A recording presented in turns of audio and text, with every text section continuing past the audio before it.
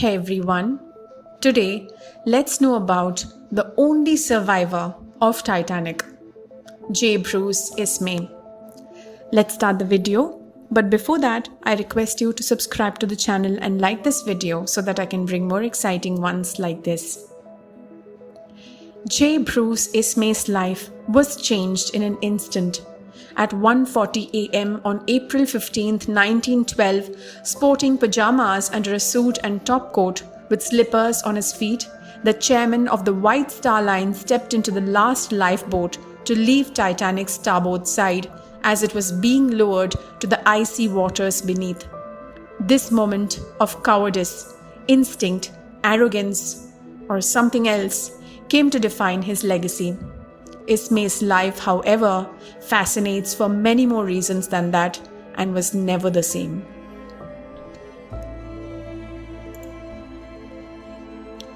His father purchased a bankrupt White Star Line in 1868 and built it into the boating behemoth it became by the end of the century. The elder Ismay died in 1899 and J. Bruce took over as chairman, a position he maintained after White Star was absorbed by a larger holding company which was owned by J.P. Morgan in 1902. Ismay was appointed president of the larger conglomerate 2 years later.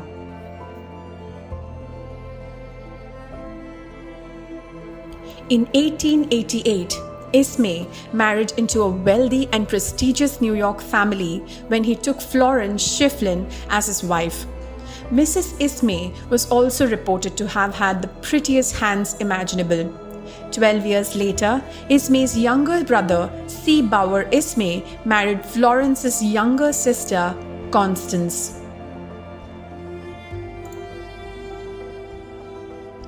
An oft-repeated story meant to illustrate the vanity and villainy of J. Bruce Ismay suggests that, against the wishes of the ship's architect, he reduced the number of lifeboats Titanic carried because it made the deck appear too cluttered.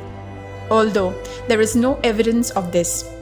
Though the ship's original designer Alexander Carlisle did think there should be a complement of 48 lifeboats, enough to ferry all passengers to safety. Ismay had not ordered the number of boats be cut to 20, but he did care a great deal about the attractiveness of the ship. He insisted that its dining room be modelled on the interior of his favourite restaurant in London, the Adelphi Theatre restaurant.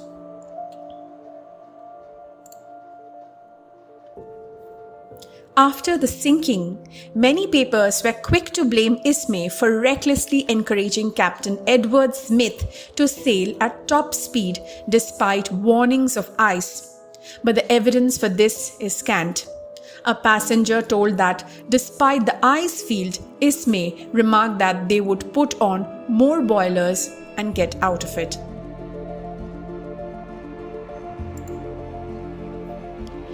In the months after the Titanic went under, Ismay carried on a lengthy correspondence with first-class passenger Marian Thayer, who lost her husband in the sinking.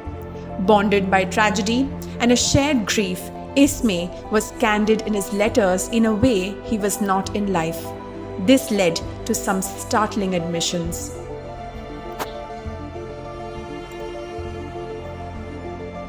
Aboard the rescue ship Carpathia, Ismay was given the ship's doctor's cabin to rest in. The Titanic's most senior surviving officer, Mr. Lightoller, found him there in a wretched state. Mr. Ismay did not seem to be in a mental condition to finally decide anything. However, Mr. Ismay was obsessed with the idea and kept repeating that he ought to have gone down with the ship. Perhaps it was the shock or the agony of his guilt, or perhaps it was the sedatives he had taken. Carpathia's captain, by way of explaining Ismay's relative silence, sent a telegraph to Titanic's sister ship, the Olympic.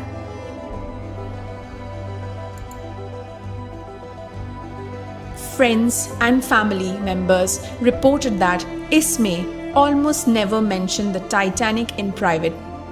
A lonely figure in his later years, Ismay took solace in outdoor pursuits in County Galway, Ireland, before ill health necessitated the amputation of his leg. He died in London in 1937. At their peaceful cottage in County Galway, Ismay's widow erected a monument with the inscription, "In memory of Bruce Ismay, who spent many happy hours here, 1913 to 1936. Well, that's it for today. I hope you're liking Nerdies Discoveries. Can't wait for the next video to learn more and be fascinated about. See you on the next. Bye.